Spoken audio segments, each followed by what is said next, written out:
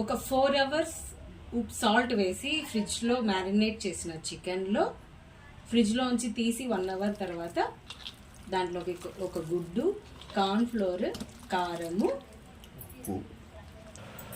కారం కలిపిన తర్వాత అల్లం వెల్లుల్లి పేస్ట్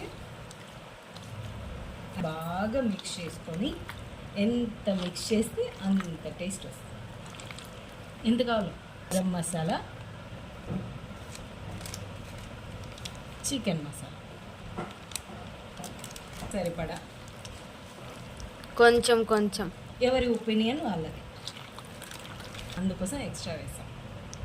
తర్వాత ఫుడ్ కలర్, అది కూడా కలర్ఫుల్గా కనిపించడం కోసం మా chef must and should priority ఇస్తాడు దానికి, కాబట్టి యూజ్ చేస్తున్నాం.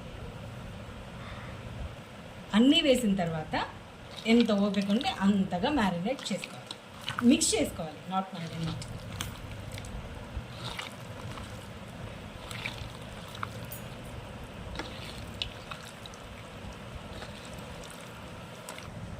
అన్నీ వేసి మిక్స్ చేసిన తర్వాత మా chef special ingredient tasting salt.